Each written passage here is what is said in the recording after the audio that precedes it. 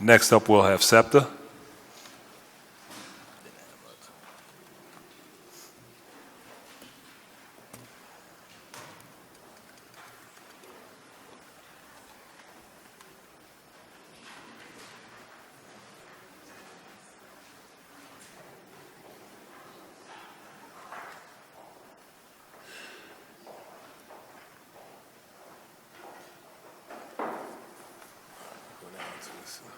Veterans lunch. Oh man, in a minute. Nobody back here. I'm breaking at 12:30 on the schedule. Yeah, after that? Yeah, after 7? Well, yeah. We'll try.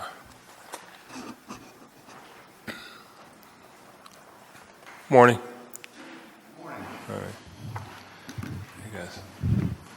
Good morning, Council President Clark, Transportation Committee Chair Johnson, and members of City Council. My name is Jeff Knueppel, and I'm honored to come before you today as the General Manager for the Southeastern Pennsylvania Transportation Authority, or SEPTA. I am joined by SEPTA board members Clarina Tolson, Deputy Managing Director for Infrastructure and Transportation for the City of Philadelphia, on my left, and Beverly Coleman, Assistant Vice President for Community Relations and Economic Development at Temple University. SEPTA is pleased to submit testimony supporting the authority's $79.8 million fiscal year 2017 operating budget request and provide an overview on initiatives and milestones achieved during the past year. As I frequently say, I love to build things. That comes from a 28-year career at SEPTA focused largely on transforming design, construction, and maintenance processes and setting new standards for project implementation. This approach continues as my role as General Manager, and I am committed to expanding the definition of building for SEPTA to include 5 areas of strategic effort: customer experience, employee development, rebuilding the system, SEPTA as a business, and safety as the foundation. Looking back at the last year, highlights include the authority provided more than 330 million passenger trips, and ridership has reached and maintains near quarter-century highs.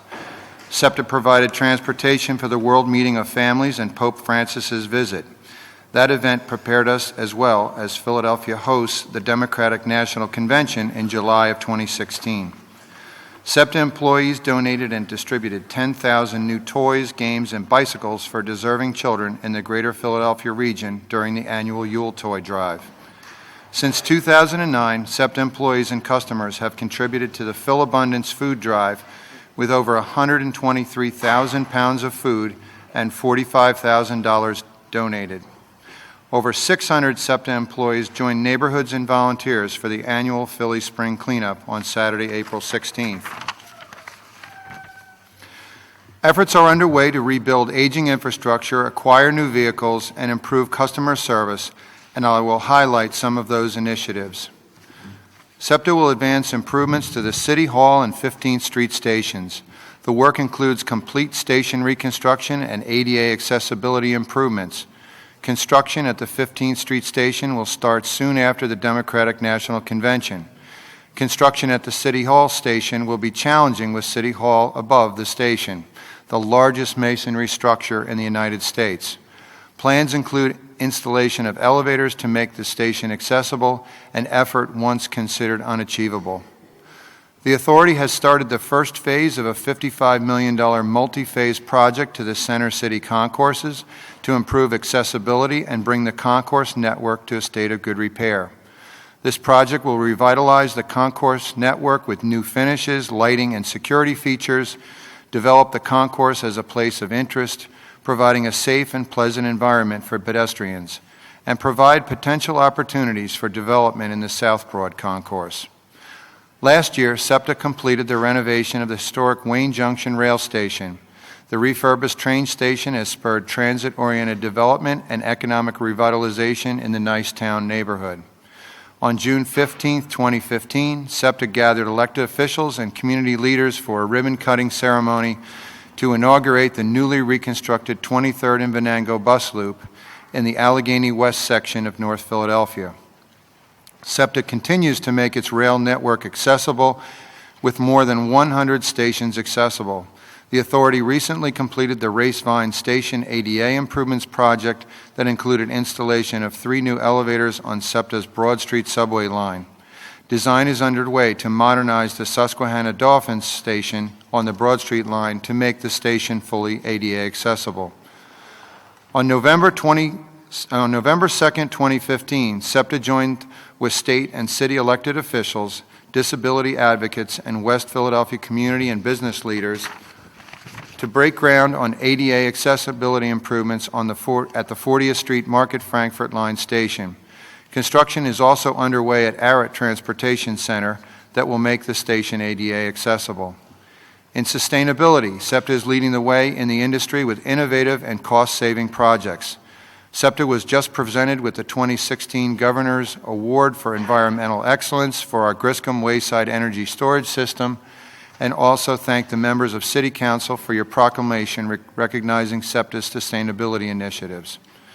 SEPTA received exciting news on April 19, 2016, that we were awarded a $2.5 million grant from the Federal Transportation Administration to purchase 25 new electric buses to be used on routes 29 and 79 in South Philadelphia. With the addition of these electric buses to our fleet of 750 hybrid buses, SEPTA will have one of the greenest bus fleets in the country.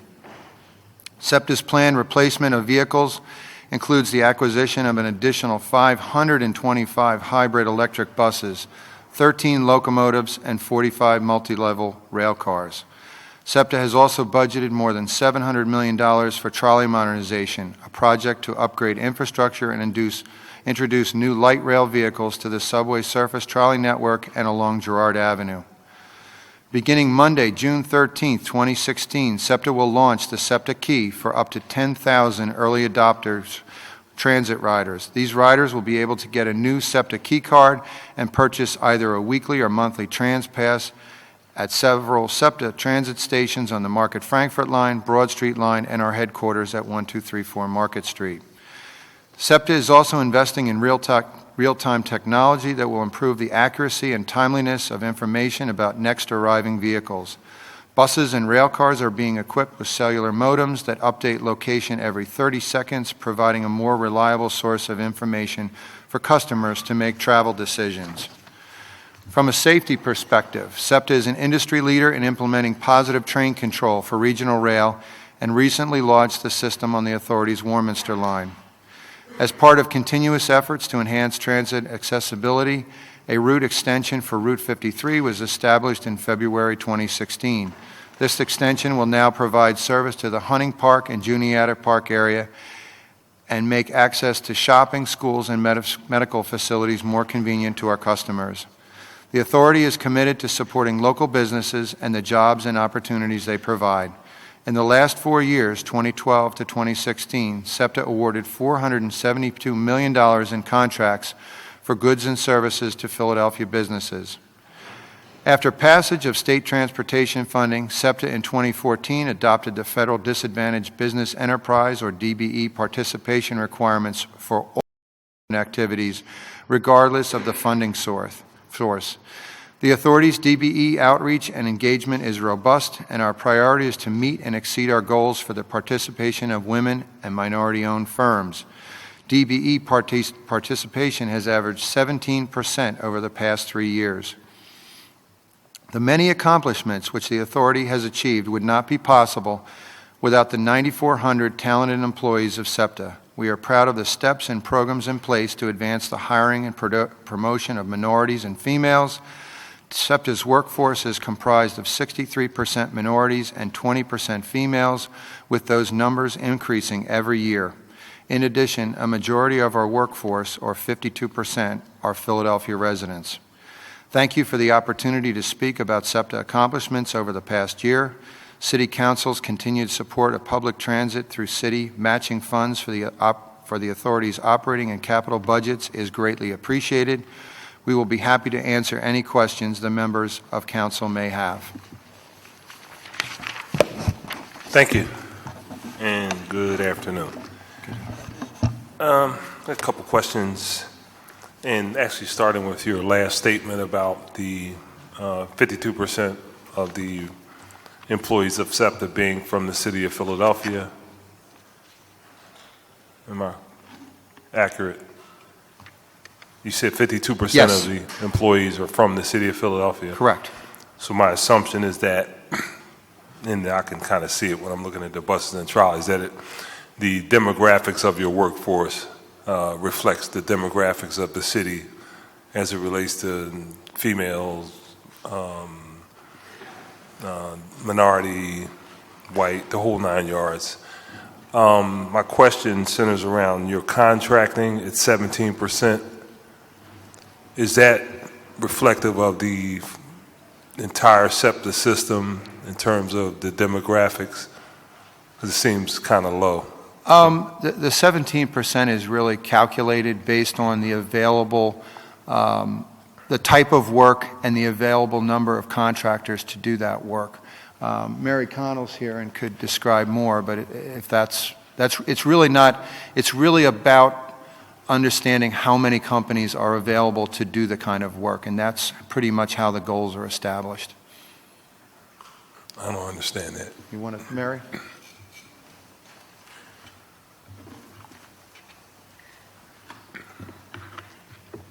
Good afternoon. Good afternoon. So the 17% participation is across the board, our whole directory. So it's not just, the Philadelphia companies. We look at companies that are DBEs. That's what our program is, a DBE program. Right. So it's firms that are DBE certified and are in the system and available to do work on the projects that we let. Okay, so let me bottom line you. 17% is a relatively low number as it relates to contracts. And because, I guess my question is the number lower because it's not just the city of Philadelphia? Oh, absolutely, yes. I mean, so the surrounding counties, absolutely, yes. They're not It's all the work that SEPTA let in that period. Our overall goal is 14%. And that's a goal that's presented to the Federal Transit Administration. We've received their approval of it. So it's 14% across the board, and we've exceeded that average over the past 3 years. Does 14% reflect the demographics of the counties that SEPTA, that encompasses SEPTA? How far do they go? I'm just trying to... It's honestly, So you got, our firms go... We have 5 thank you. counties, right? Our firms go across the state. I'm sorry. All Can you move the mic a little closer? I'm sorry. All firms in our directory are across the state. They're not just in the city or just in the surrounding counties. Right. We have firms certified, across the country. We have firms certified in California that can participate on SEPTA contracts. I understand that, but we have money that's being spent in these particular counties. How do you set the percentage? So my question That's is... based off of the amount Right. of- We established the goal based on the availability of firms in our database to perform the work, regardless of where the firms are located. So it's availability. We look at the project to be let, the types of subcontractable elements that are in that project, and then we look at the overall firms that can perform that work, not just minority or women-owned businesses, all the firms that can perform that work, and then all the firms that we have that are DBE certified that can perform that work, and that's how that percentage comes up, is calculated. All right. So it may be, it's in your budget. Do you have, 17%, and if you're telling me that we can't find people, I guess there's someone, we're 5 counties, right, SEPTA? It's 5 counties? Yes. Mm-hmm. Yeah, because they got to say it, because they can't. 5 counties. So in these 5 counties, is the MBE, WBE population reflect around 17%? That's, And if that's the case, then I understand why the numbers are what they are. right. I do not have that information. I can provide, I can get that All right. So information. can you get me what the Absolutely. numbers are associated with yes. the 5 surrounding, the 5 counties? Yes. All right, thank you. Sorry. We can provide the information on how the goal is derived in general. And we'll get all of that for you. Okay. All right. In your testimony, page 3 of your testimony states that fleet enhancement are a key component of SEPTA's capital program, and bottom line, you're going to purchase a number of vehicles. So you probably may or may not be aware that there's this push because of the potential of the diversification of PGW, which is our company, the City of Philadelphia, and we support the region.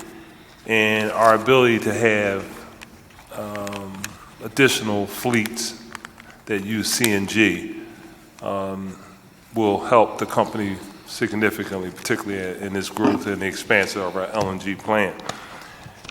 If we, and I see here you want to purchase 525 hybrid electric buses, and it's kind of hard to argue against electric buses, hybrids, because they do. Is there an opportunity, and I don't know how the vehicles are built, that instead of using regular gas, that in a hybrid vehicle you can use CNG?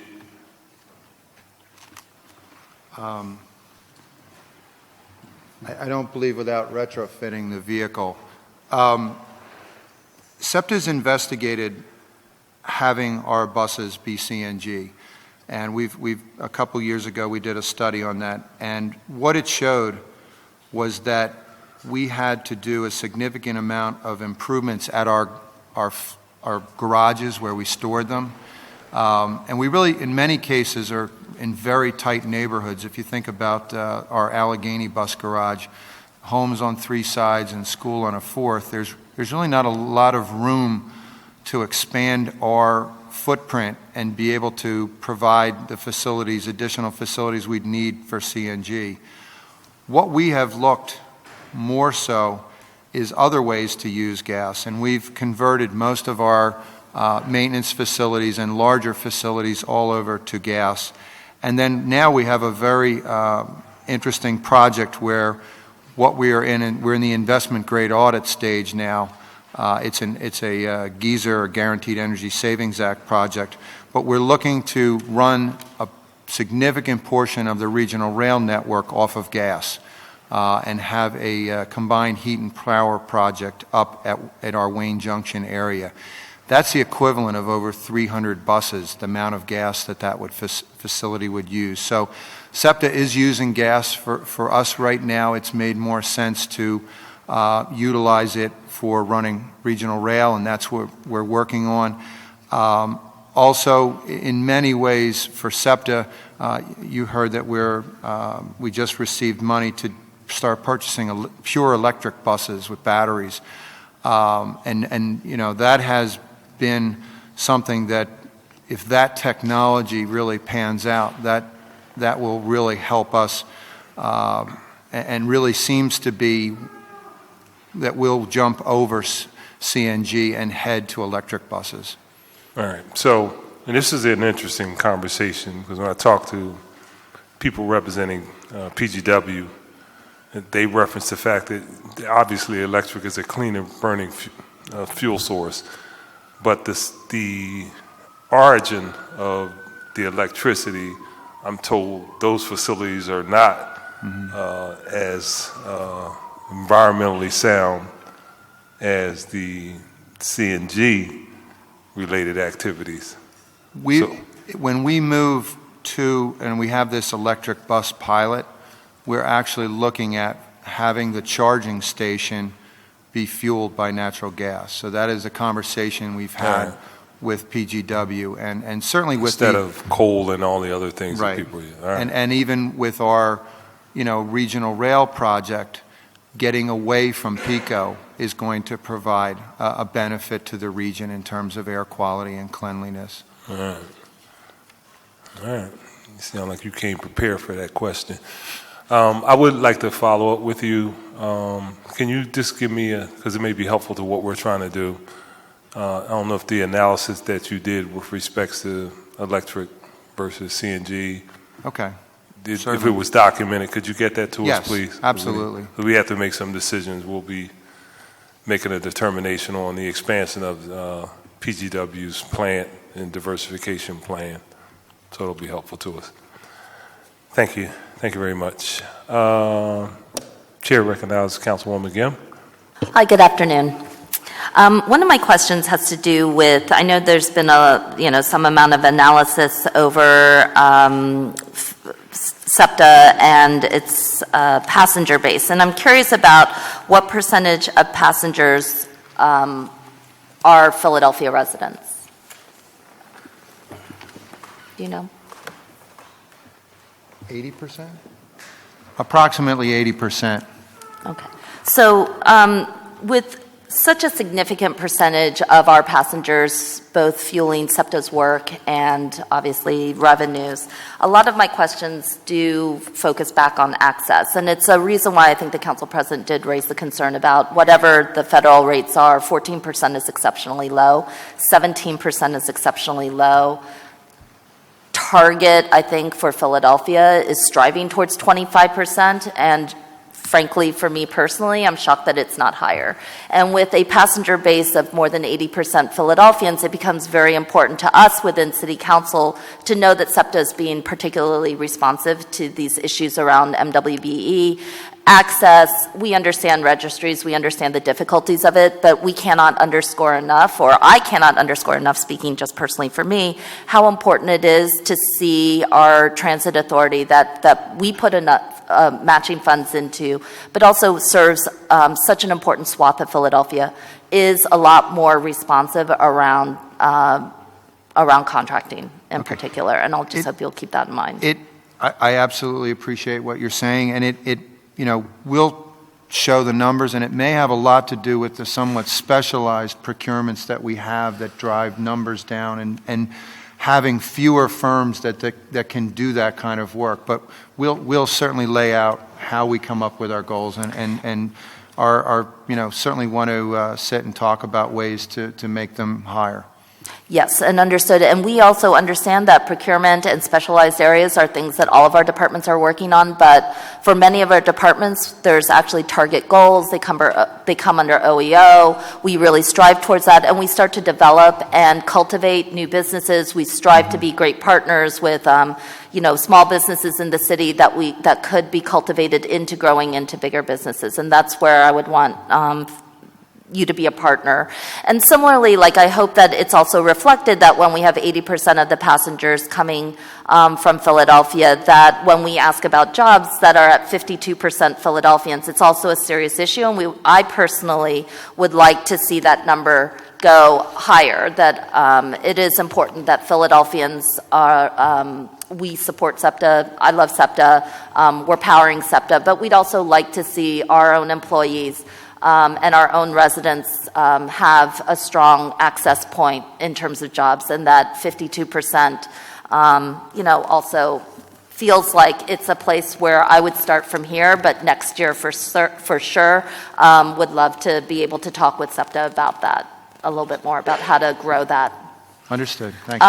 And then similarly, I'm interested around, I appreciate all the work that SEPTA has done in particular, but with so much of our base coming out of Philadelphia, I'm also very curious about whether your department does analysis, or whether SEPTA as an entity does analysis of underserved communities. Philadelphia is an evolving city. We're demographically changing. Some of our centers are deepening within poverty levels. But in particular, there's a personal interest of mine in understanding whether our transit spatial matches needs and space that's happening within our city. And curious about the last time that SEPTA has engaged in a serious access study, particularly for underserved communities. Okay. Obviously, our ability, the city is the demographics and where development is happening and things that are changing and new jobs and all, that is absolutely a very dynamic situation right now. It's kind of an example of us reacting to that was the Route 53, where we extended that particular service. And we go through, our operating budget hearings, and that was the kind of thing that issue was brought to us, and we certainly paid attention to it and ultimately was able to do something really great for that particular area. There's a lot of things changing in University City, other portions of the city. So we're continuing to work to keep up with it. About whether we've had any comprehensive study done. Yes. The annual service plan would address that. Do you want to talk about Service that? plans are based on usage, though, is that correct? You want to talk, Rich?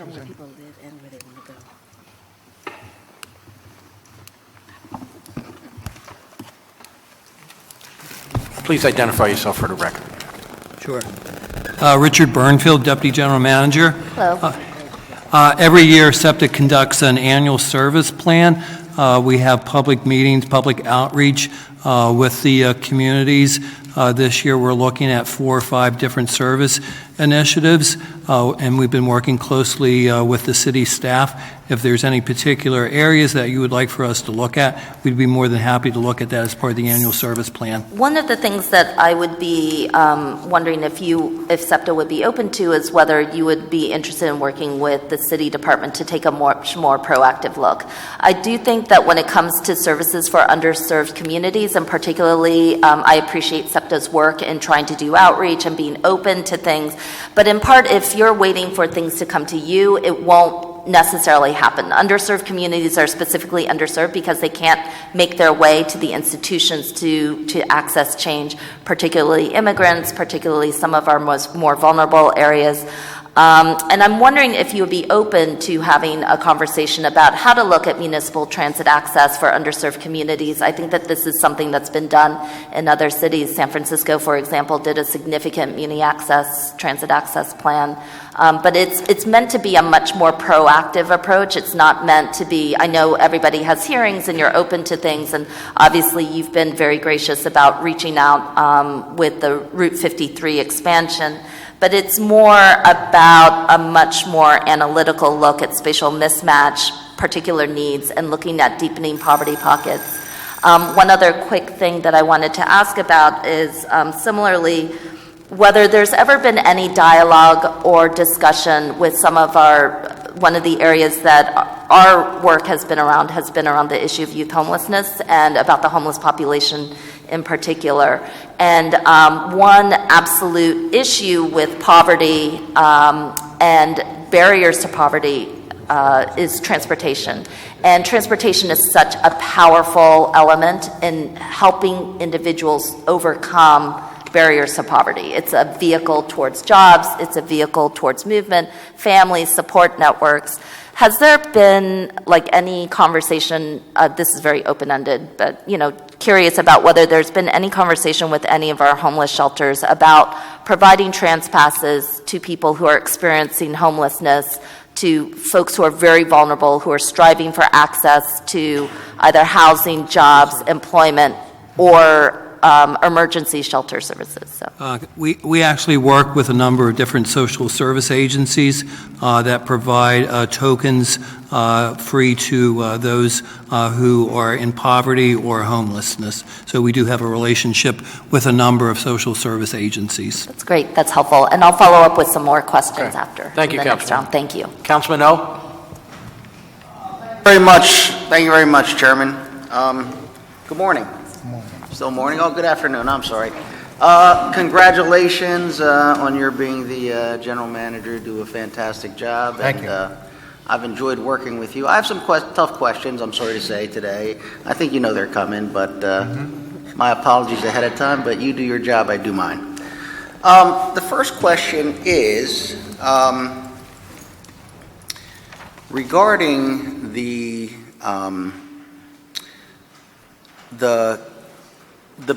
bid for new trains.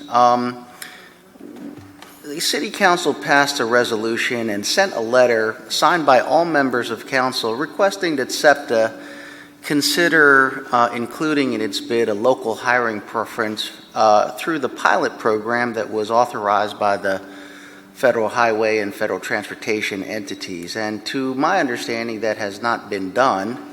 It's in our interest, as you know, because we have a train manufacturer right here in Philadelphia that, at the height of its capacity, has 350 workers. About 20% are returning citizens. On average, I understand they earn about $56,000 a year with benefits. And many of them had no prior levels of skill until they were hired, trained, certified, flown to Korea to weld high-speed trains, flown back, and now are making a very good living, all members of the local union. And it also provides additional work to about 5,000 Pennsylvania workers, mostly in and around Philadelphia, but throughout the state. And the last large contract, they distributed $180 million to vendors. That would be a lot of revenues for our city, but most importantly, we have a high-speed train manufacturer located right in our city that continues to try to bring other lines of manufacturing in. Could you just give the response of SEPTA as why it would not include a local hiring preference? Okay. I mean, it's an excellent question. And certainly, SEPTA enjoys having a plant that can make rail vehicles, right in our own city. It has been a good situation for us.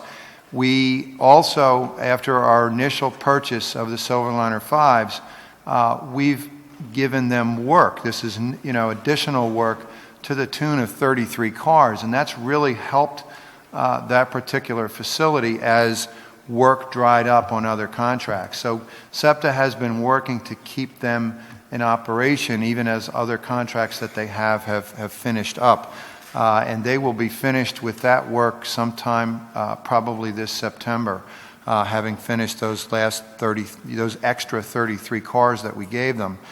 So when you look at that situation, the problem is that we have to use funds from some source, and the state doesn't really allow us to use local preference.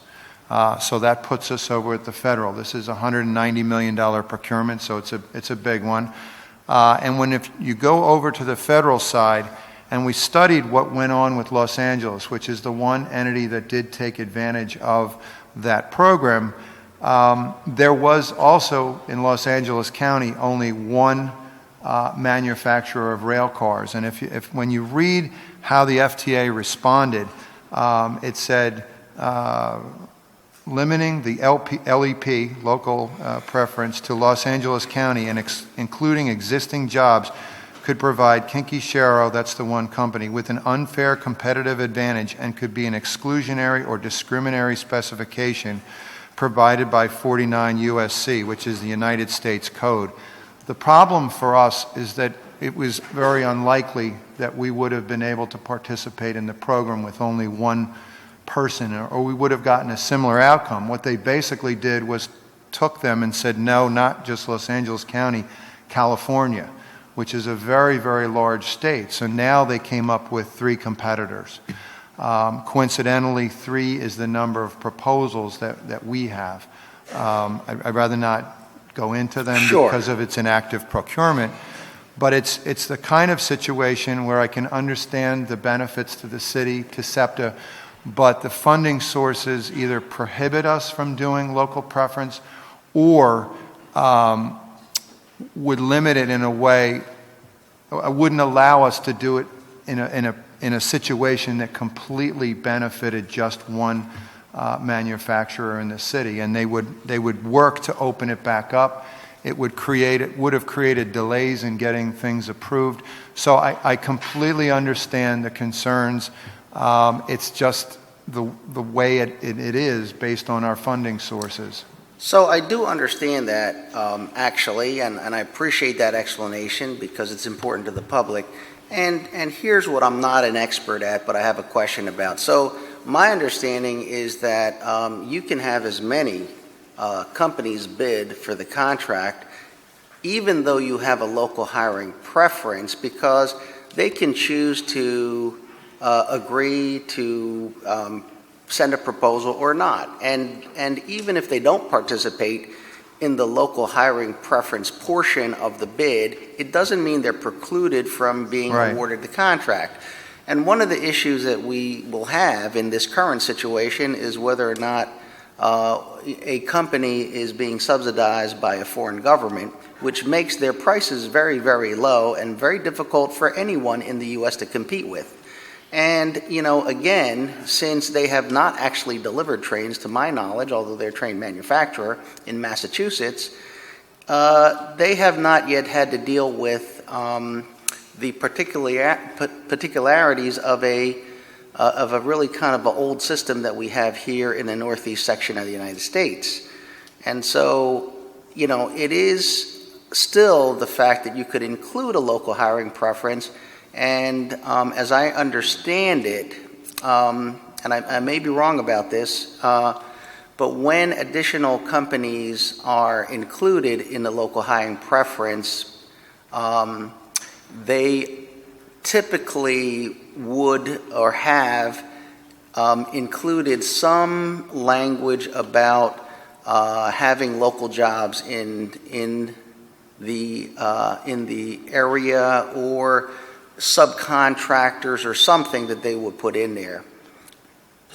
In the Los Angeles letter that have read from, it also talks about providing credit only for new jobs created. I mean, it would have been a very difficult way to create a situation where it looked like one entity was being given a very, very big advantage. Well, I'd like to say that it certainly would never be the point, and it's illegal to give a company an advantage. However, it does allow us to recognize the fact that they are, their advantage comes from the fact that they're in our city and hire people who pay taxes in our city, and they employ people in and around our city. So yeah, I mean, if the other company would move to Philadelphia, they'd have the equal advantage. That's the point of a local hiring preference. So it's not like they don't get an advantage for being in our city. They do, as they should. You know, the question is, if you include it in the contract, does it give them an advantage? Well, it does, and that's why we have it, and that's why the federal government allows for it. I just don't know, if you look at the Los Angeles situation, they had to go to the entire state. I don't know what they would have called our local, area. So it's a little bit, that's the one area that's not clear, but they purposefully stretched the original request for Los Angeles County to ultimately be the entire state of California, which is a pretty big geographic area. So I don't know how they would have interpreted a local hiring preference and what the local would be. And certainly what is concerning as well is that even if, the plant down in Philadelphia or the ROTEM is given the work, there's still a 1.5-year gap from the work that they're doing currently now finishing up for us. So there's a lot of concerns, and the procurement is not done yet, and there's certainly a lot of outcomes, but I can appreciate certainly your concerns, and we'll continue to study this situation. I will come back to this in the next round. The chairman has been unordinarily generous in not telling me this. Wait a minute, unordinarily? Wait a minute, what does that mean? Very strict when he's up there. Thank you. So I'll come back in the second round. Thank you, Councilman. And Mr. Still verify I'm the next one on the list, okay? Correct? Okay, thank you. On the SEPTA key system that I guess you would call soft launching on the 13th, can you go in a little bit more of the time frame after that, or do you have a schedule when you'd like to kind of move forward? I'm looking here.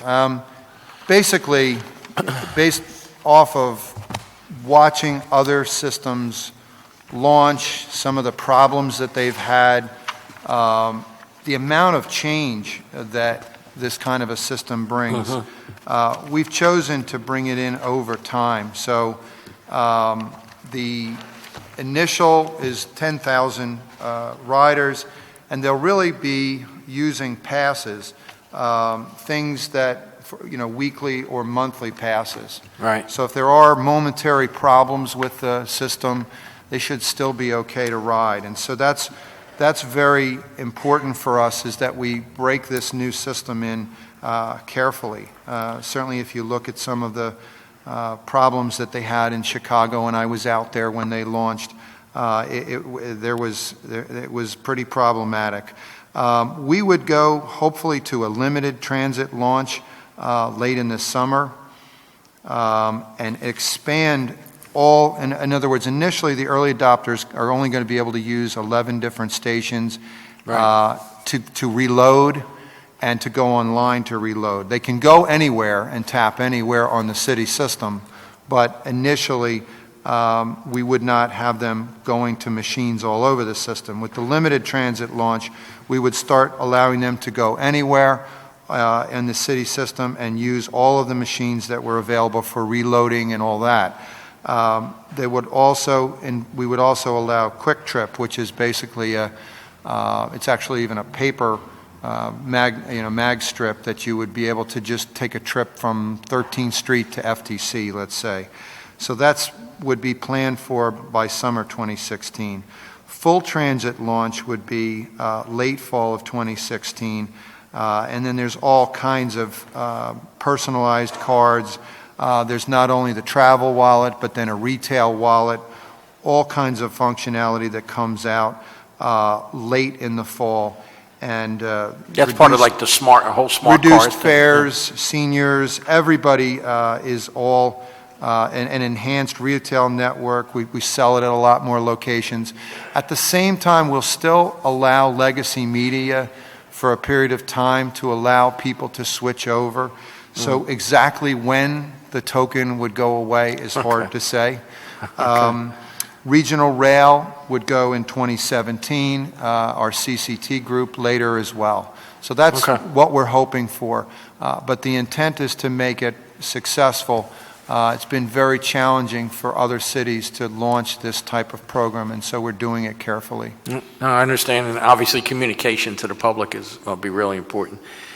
Just one other quick thing on just basic service. Every once in a while we'll get complaint about a bus being detoured and the riders don't know, that kind of thing. It doesn't seem to happen with the big things, the parades and all. That notice seems to get out. They're on the corners, all that kind of thing. But when there's construction or something, and I'm not saying it's SEPTA's fault, it may be other entities, but I don't know if anybody can sort of talk about the communication that happens between the various entities, PGW, streets, water, whatever, you know. You want to talk about it? Ron Hopkins, our head of operations, can really discuss this best, but you're absolutely right. I mean, there's an awful lot of detours. It seems like the number's growing every day. And I know a lot of them are they happen. And it's a very dynamic situation sometimes with the amount of notice that we receive. Clarina would know this as well. Yeah, I'm sure she knows something about that too. Thank you. Sir, so for the detours, just identify yourself. I'm sorry. Ron Hopkins, Assistant General Manager, Operations. For the detours, whenever we get a call, whether it's planned or unplanned work, it comes into our control center. And once we get the information on what that detour exists, where it starts, and then the different travel pattern that the vehicle will go on, that goes right into our control center dispatch system. So it shows up for the operator.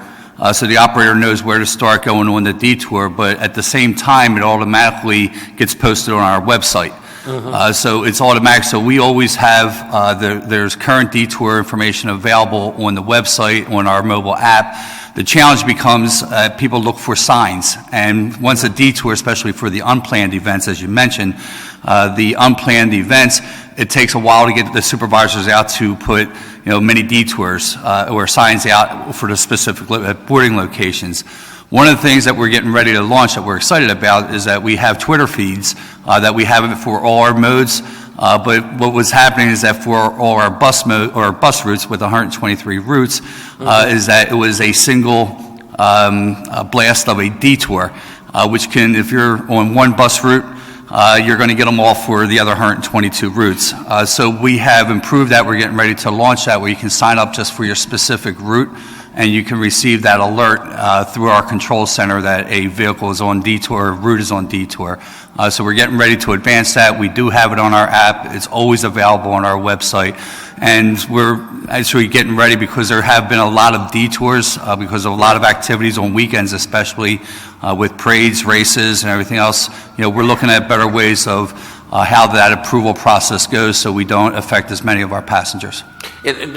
What we hear mostly, I think, seems to be from not those, the parades or whatever, again, but more the construction, you know, there's a hole in the street or something like that. And I guess that's sometimes tough because it happens quickly, you know, but the communication seems to be sometimes one bus will know the detour and then the next bus driver doesn't realize it, and people are trying to figure out where to stand for the bus. And that is our challenge. Like I said, we work very closely with the streets, you know, with the water department, that if there is those pop-up emergencies, to be able to communicate with the drivers of the routes, and we can automatically send it there, but it's that transition mode when it first happens to make sure everybody gets that. And whenever a bus driver goes onto a bus, when they log onto the vehicle, it will actually show them what detours are in there. So that information is populated, but it's always the beginning of those, you know, emergency type of repairs that,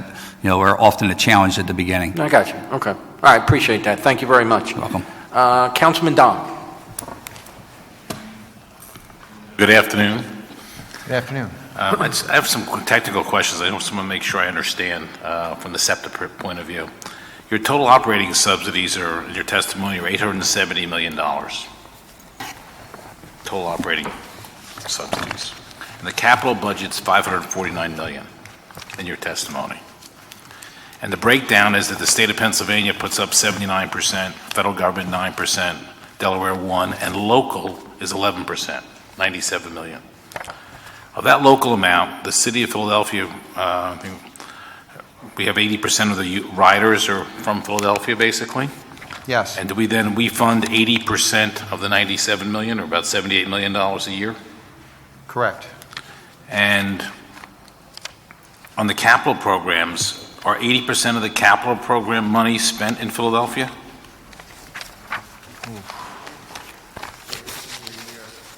That's kind of it changes every year based on the project mix. So that would be tough to say. Okay. And I asked that question because I've been reading lately about this line to King of Prussia from Upper Darby to King of Prussia. And I'm reading that while it might be great for the region, it's costing about $1.1 billion, I think. Yes, correct. And I'm saying to myself, well, we put up 80% of the money in Philadelphia, but we're spending 2 years of capital outside of Philadelphia. I'm just wondering about the fairness of that. And a follow-up to that question, because the decisions, I guess, are based by the board. My understanding when you had that nice briefing for the freshmen was that the board is about 15 people? Yes. And 2 representatives are from Philadelphia? Correct. So I've never been involved in a company, I know this is a public entity, where we spend 80% of the investment but only have 2 out of 15 or whatever that is, 12 or 13% representation. SEPTA is very, very heavily subsidized by the state. Pennsylvania the state providing 79% of our operating subsidy and 60% of our capital. So it was really the state legislature that created and has, at one point they did adjust and add more members. It wasn't always 15. At one point there was 11. But different times, I believe, that the state has, I think that time when they added was when they added more money to SEPTA. So it is an issue that really goes more towards the legislature than something that we I understand that. But really it's unfair when we're asked to put up 80% of the funding but have less than a 15% control of where the money's spent. 80% of the local subsidies. Yeah. For and I'm looking at the money and saying that's $78 million, and I know we're looking for money for pre-K and other things, and that's a lot of money. So I'm just questioning, and then we're looking at a King of Prussia rail job that's $1.1 billion, which is 2 years of the total capital budget being spent outside of the city. I know we're a region, and I get all that. I just would like to see, what is the process for us to change the representation on the SEPTA board? Well, like I said, that would be something that the legislature would have to do and handle. In terms of the King of Prussia project, I'm not aware of any city monies being utilized for that project right now. If that project is going to go, it's going to have to meet the federal New Starts requirement, which is going to bring in roughly half of the revenue. I really don't think that, much would be expected from the city to fund that particular project, although I would bring up the fact that there are a significant number of city residents that reverse commute to jobs out of King of Prussia. It's a very, very good source of jobs. And so there is a benefit to city residents, but I do not believe that that's the kind of project that the city would be looked at for heavy involvement. I guess you could look at that two ways. What's that? You can look at that answer two ways. Exactly. There are companies outside of the city because they've decided to locate there because they feel their tax structure is more advantageous, and they're taking out wage taxes from Philadelphia. And we're just enabling them to continue to do that by having that rail line put in. So that's the other way to look at it. Let me go to another subject for a minute. The real-time technology. Is that going to be a system like that'll be on a handheld device where you'll actually know where buses are coming, where they're, and what bus you can catch, or what time it's approaching, kind of like that Uber application? Absolutely, yeah. When do you think that'll be in place? By the end of the year, we should have what we call our surface transportation, which is buses and trolleys. We're also working on the L, Broad Street, but that's going to be, the cellular modems are for our surface vehicles. Our signal system will be utilized to get better information on the Broad Street subway, have countdown clocks, things like that that you've seen in other cities. In recent years, where SEPTA's budget was so very tight on the capital side, we did things on the cheap. This will be to make them the way other cities have them, and give our riders the best information. So will I be able to walk outside of City Hall and look on my phone and say, okay, I can take a bus to Bornoli, it's coming in 5 minutes, and that's the route? Absolutely. That's great. I look forward to that. Thank you. Thank you. Thank you very much. Thank you, Councilman. I think it's safe to say those issues you raised about representation on the board's been a sore point for a long time, but as he said, that's the legislature's job there. Councilman Green, please. Thank you, Mr. Chair. Just have some questions.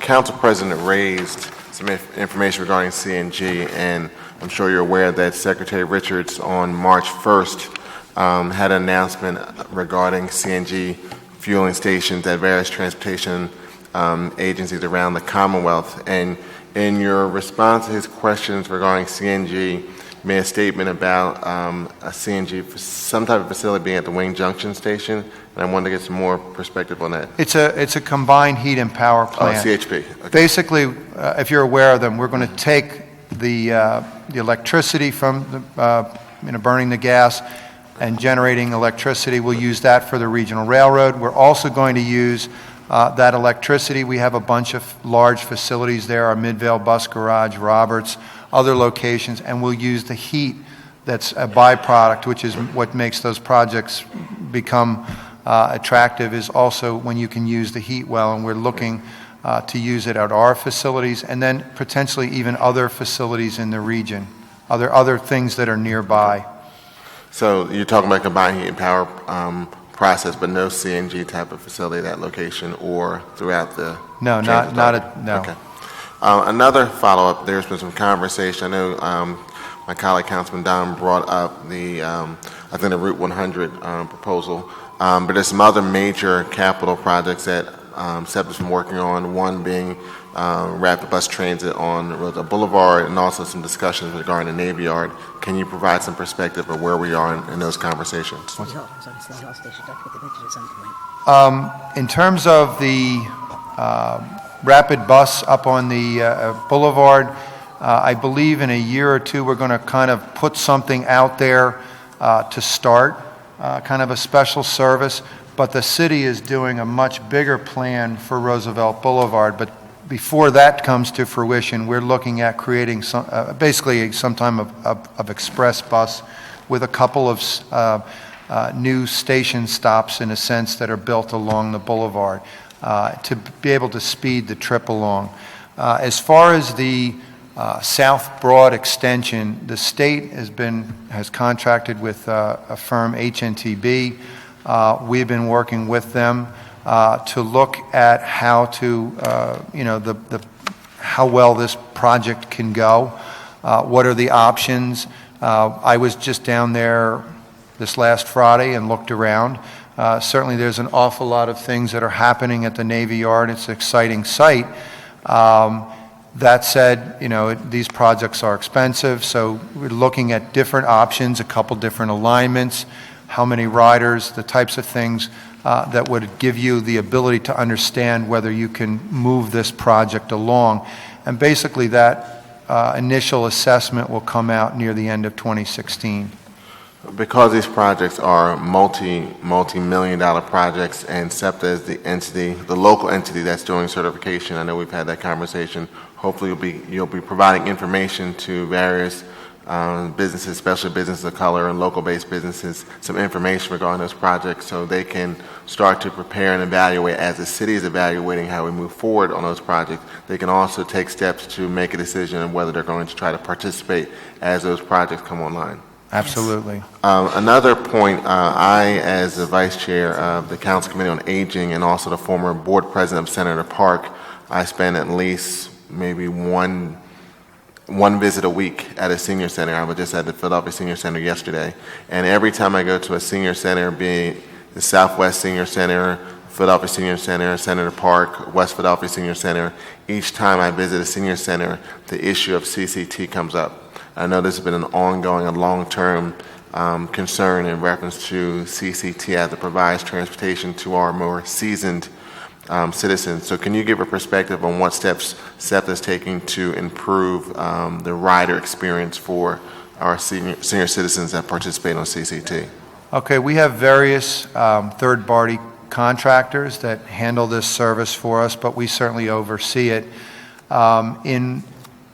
About a year ago, one of the things that we did to improve this service was actually work on some of the problems of people canceling, basically creating situations where delays happen to the schedule. So we've actually, it's a very tough situation to advance that, but we talked about it a lot. We notified people's offices, various elected officials and all, and explained that in order to make CCT service better overall, we had to crack down on some of the people that were basically canceling at the last minute, doing things that made it tough for us to keep the service running on schedule. So that was a year ago, and that has been very, very effective.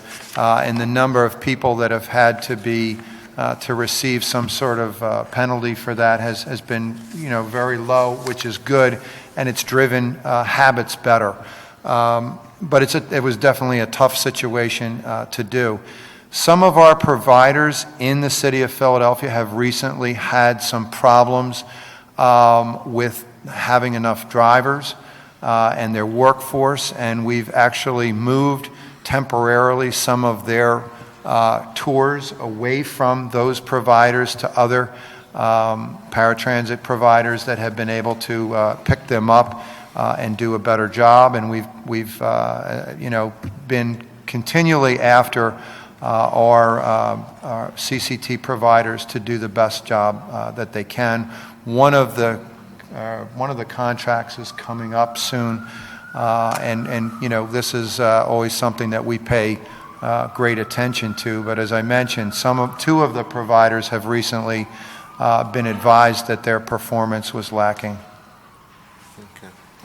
Okay. You spoke about the SEPTA Key initiative, and if I recall from some of the conversations I've had with you and other people of your administration at SEPTA, we're moving into a process to allow seniors to be able to use a key as well, or a similar type of identification. And you've already had briefings here with various members of council and their staff, as well as various elected officials, especially at the state level. Can you provide some more information on where we are in that regard?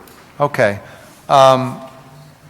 Right now, the various forms of ID are really tough for us to to utilize if there's problems with them, if they're old, if they're whatever. It's a very tough situation.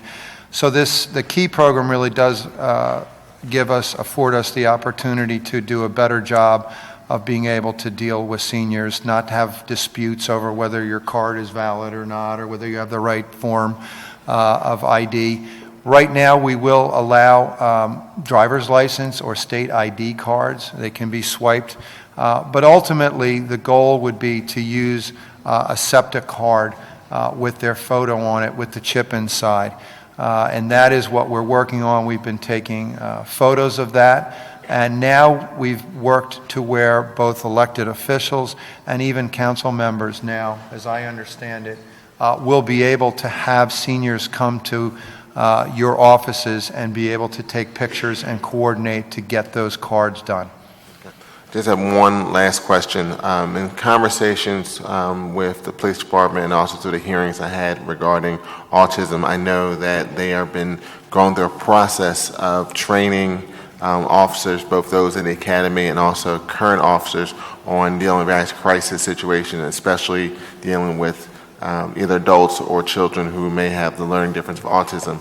From that perspective, has the SEPTA police force been involved in any type of training or information how to deal with either children or adults who are having challenges or may have a learning difference like autism or other type of physical or behavioral differences? Okay, that's a very specific question, and so I'd like our Chief Knueppel to answer if we can fit him in here.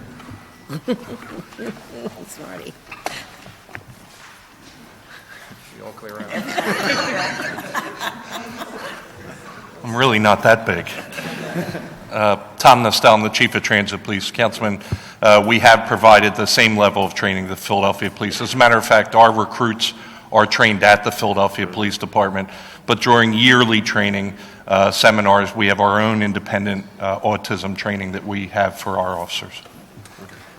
Thank you. Thank you, Councilman. Councilwoman Parker. Thank you, Mr. Chair, and let me say good afternoon to each of you. As I was sitting here, I have to see things now through a new set of eyes. And when I hear the conversation about the makeup of SEPTA's board, I've questioned that for some time and have often said that I didn't like it, even as a member of the General Assembly. But I will dare say to you, when I think about Act 89 and the $2.3 billion transportation package that delivered $500 million annually for mass transit, that would not have been accomplished without our 5-county Republican and Democratic partners coming together to say SEPTA is a regional asset and it not just belongs to Philadelphia, because if it just belonged to us, with all due respect, it would have never happened. And so with that being said, I will constantly continue to advocate for a change in the makeup of the board. But for any of our regional partners who may be listening or know someone who's listening who will call them, we appreciate you, because we may be coming back to you in the near future when we are in additional need for funding for mass transit that the city unfortunately cannot bear. So it's bittersweet, familiar, but I just needed to say that for the record, because someone would have said, Sherelle Parker, and you didn't say. So I just needed to get that on. Very eloquently stated. Thank you. With that being said, let me ask you about an issue of driver safety. But before I get there, I wanted to also just say thank you. And although Councilman Kenyatta Johnson is not here today, I want to say thank you to you for the data that you provided during the briefing that he organized on behalf of council, when you list the economic impact and the facts, particularly from a regional perspective. Your source, I believe, was the Economy League. 40% of Pennsylvania's economic output, 30% of PA's population, and 5% of PA's land mass. That was extremely important information to get on the record, and I appreciate you all providing it. Let me ask you about safety for transportation workers. Do you all keep a record of the number of assaults or crimes that are committed against our transit workers? Okay. this personally is something that I've paid very, very much attention to when I became Deputy General Manager in 2012. Immediately upon getting that job and having operations responsibility, I brought everyone together and really wanted to work on this as a team to get the numbers to get way down. Since that time, we have made about a 50% reduction in the number of incidents that have occurred. There's a variety of ways that we've done that. We do thousands of police checks onto vehicles every single month. I think on the order of about 10,000, Chief? 10,000 times, and we know that because our police force goes on and taps the fare box, so we can actually record how many times they go on. So we're constantly making sure that the public sees the officers on the bus or trolley. We have done de-escalation training for our customers. We have made changes to our fare collection policy so that it's not as confrontational. We have, I can tell you that each and every assault that occurs comes out as a page to all of our senior management. Oh, it comes out as a page to you immediately I know when it. it occurs? We contact the union. We assign a detective to the incident and make sure that we can follow up. The cameras have been a big help that we have on our vehicles in reducing and allowing us to prosecute issues. When the operator will go to court, they are, the SEPTA police are right there with them, and we provide support. Do we have a number, Jeff? Do we have a number like for 15? Do we know how many Yeah, I incidents? think it was probably around high 40s or around. Yeah, and about 40 or in mid 40s. That number was much higher in 2012. The thing that we've found is that we've really been able to drive down the physical assaults. Unfortunately, what we're having is the assaults of things like throwing liquids or spitting and things like that that are just, very poor behavior. Those are the numbers that are either rising in a given year or really not going away. So we're very, very happy to report that the physical incidents are going way down, but the incidents of just plain poor behavior, it continues, and it's very, very unfortunate. There are different attempts at new laws.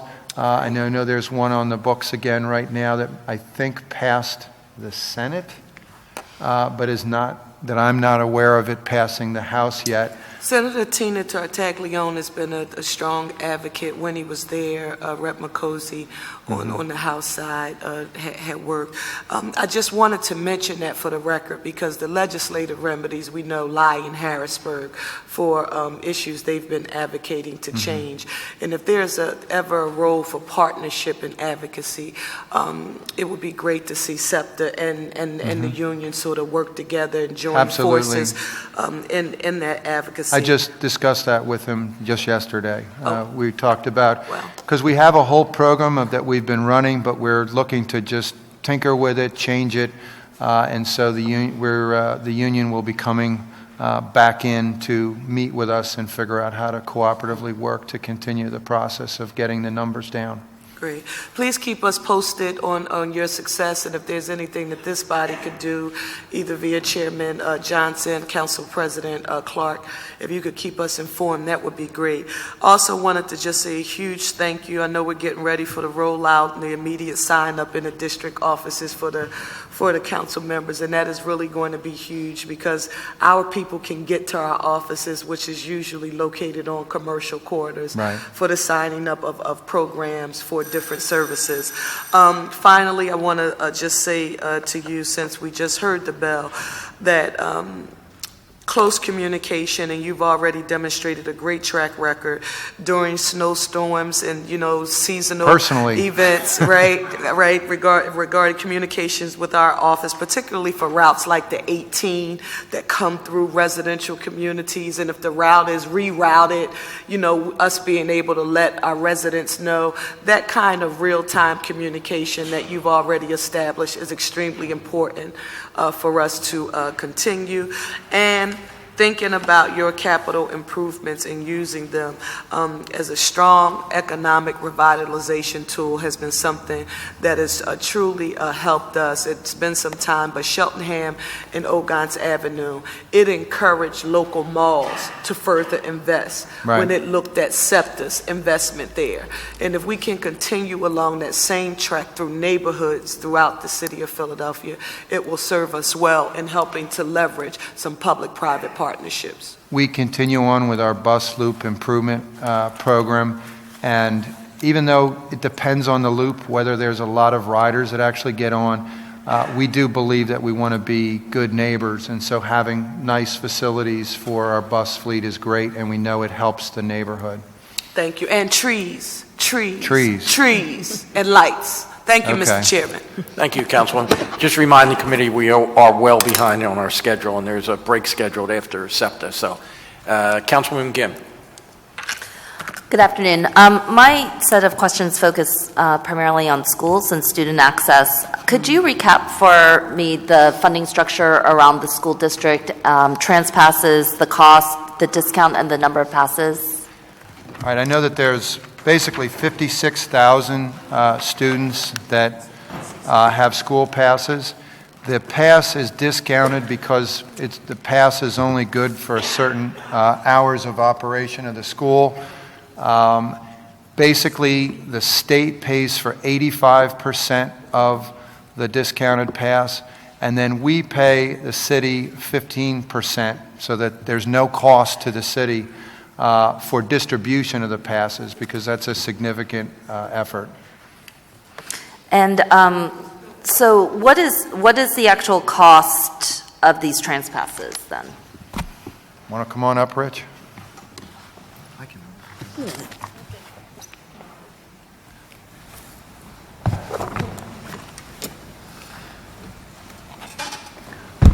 For a weekly trans pass, if the schools are in session for all 5 days, a weekly trans pass costs $18.10.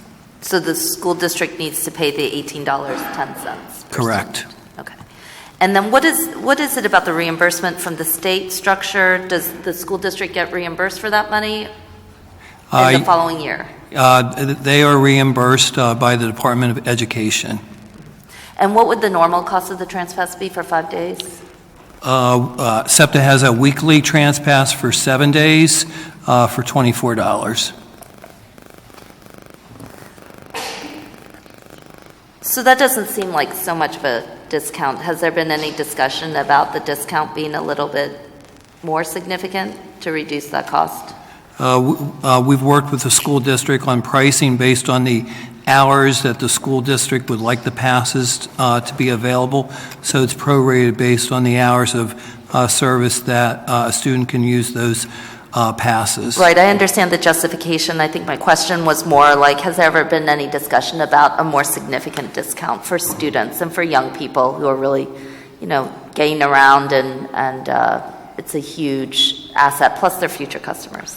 We haven't had any recent discussions with the school district. It's our understanding that if that price was reduced, that the school district would also receive a lower subsidy from the Department of Education. Okay. But you've had no discussions with the school district over this? Not recently. Okay. And what is the timing of the next fare hike? Normally, SEPTA increases fares every 3 years. SEPTA would have been scheduled to have a fare increase proposal this year, but with the launch of the SEPTA Key, the SEPTA staff and the board decided that it would be in the best interest of our customers to delay that fare increase until next year. And how does that impact student discount passes? Normally, that is the price for a student pass follows the increase for the weekly pass.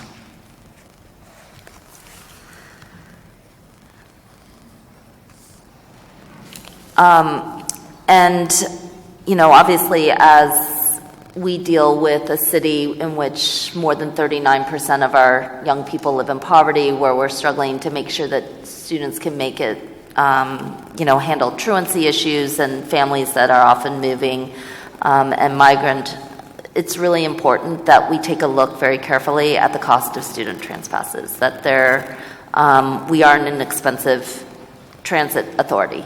SEPTA is a very expensive transit authority. While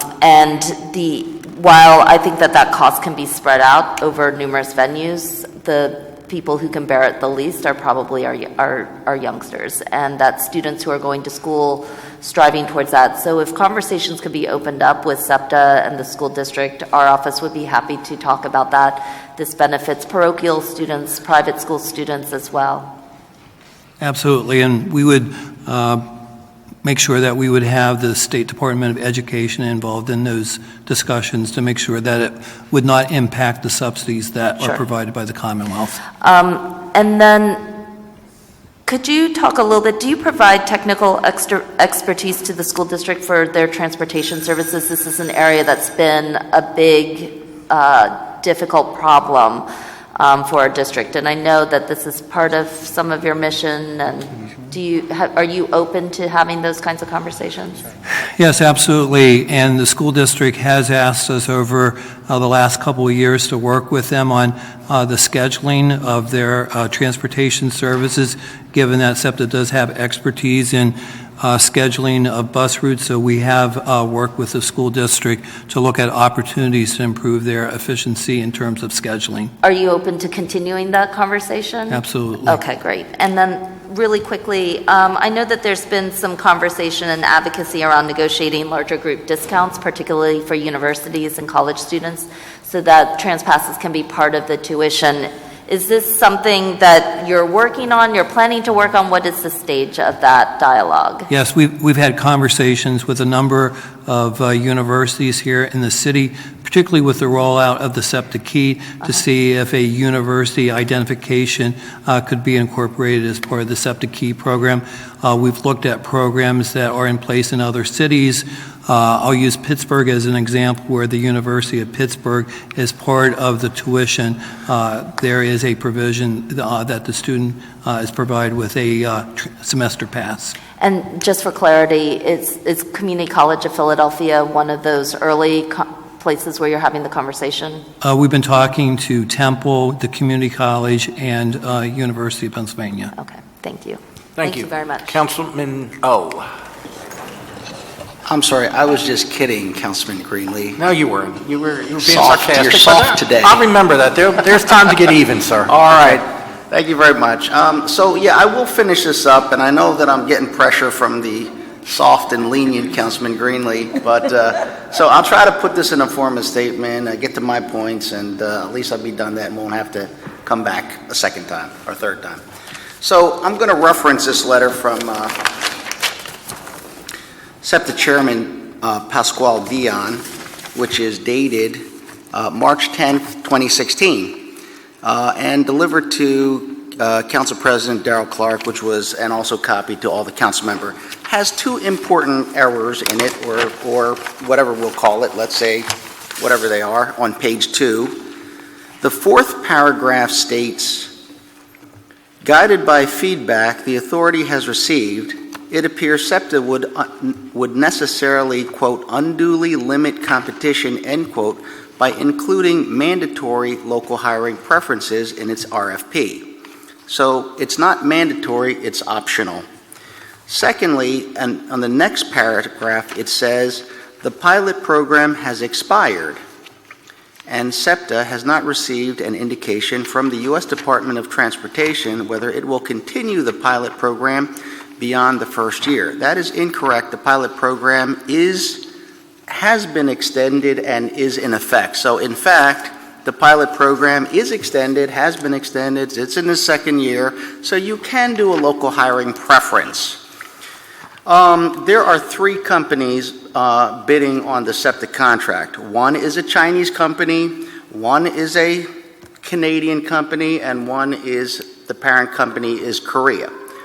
Therefore, no matter how many corporate offices or corporations they have in the U.S., so the one in Philadelphia, Hyundai Rotem USA, is a USA corporation, but they're all subject to the Buy America Act. And in December 2015, Congress authorized $305 billion over the next 5 years for our transportation infrastructure. And Buy America is being expanded. It required 60% USA purchases, right? So in 2018, it goes to 65%, and in 2020, it goes to 70%. There are only 10 train builders in the United States and one in Philadelphia. Probably the only one in the state, I don't know, maybe the only one in this region. But at any rate, the ability to have a local optional hiring preference and the ability to have all people try, all bidders try to fulfill that is important to our city, certainly as a city representative. I think it's important to our region, but it's certainly important to our city. That being the case, that there are 2 incorrect statements in that letter, it appears to me that the local hiring preference should be seriously considered and put in place. As you mentioned, Los Angeles County, when they did their local hiring preference, they had it reviewed. They worked on it with the Department of Transportation, whereby they made the amendment that you talked about so that they could, in fact, go ahead and implement that local hiring preference. If we lose this train manufacturer, which I think we will, me personally, just my opinion, they were at 350 full-time workers. They were, last time I checked, at 77, and I don't know what else is going on. But they have other facilities now in other parts of the United States. They don't have to be in Philadelphia. And through them, we have tried to do other manufacturing, like boarding bridges. We tried to do a deal with the LG Chemical for battery power. If you recall, I introduced a company that would have put the platform screen doors. For those who don't know, the glass doors between you and the track in the platform with the lights and the camera, the security cameras, and better breathing, air quality, better safety, more use around, and plus the television monitors would let you know what time it is, what's going on in the news, when the trains are coming, and advertising, which is of better value. But unfortunately, Titan already had a contract, so we could look at a billboard in the middle of the train tracks. And maybe the television monitor when you walk down the steps. I think I should be watching the steps. Anyway, I'll go back to trying to introduce that, but the key thing was we wouldn't pay a penny for it. They would have done that all without cost to us. So, my concern is that when we lose a global company like one of the Hyundai companies, we lose all those connections to all those other potential, all those companies were going to headquarter in Philadelphia. Every one of them that we brought into Philadelphia through Hyundai Rotem and Hyundai, the whole reason we brought them in was to headquarter and do their employment and their North American, South American operations from the city of Philadelphia. So, I certainly am kind of not looking for a question at this time. The bell's rung. And I'm just saying we'll be back in touch, and please, really consider the local hiring preference. Thank you. Right. And it would be unfair not to let you respond. I'm sorry, Mr. Chairman. No, that's all right. No, go ahead. We're always ready to discuss anything with you. Thank you. Councilman Dom. Thank you, Chairman. I just want to also, number one, support Councilman O's statement about the really looking at a company in Philadelphia that makes equipment that we can use in SEPTA. It just makes smart business sense that we should really try to buy from them if we can. That's number one. Number two, I just have a separate question. I noticed in your operating revenue you have investment income of $1 million a year. think it's under the operating budget fiscal year 2017. Is that investment income actually monies that are invested, or can you give me an idea of what that is derived from and what those assets are? That represents short-term investments based on the working capital that we have from day to day, week to week. And what is the return we're getting on that capital, roughly? You have an idea? Very low right now based on interest rates. Most of the products that we invest in are very short-term, so 1% or less. Okay.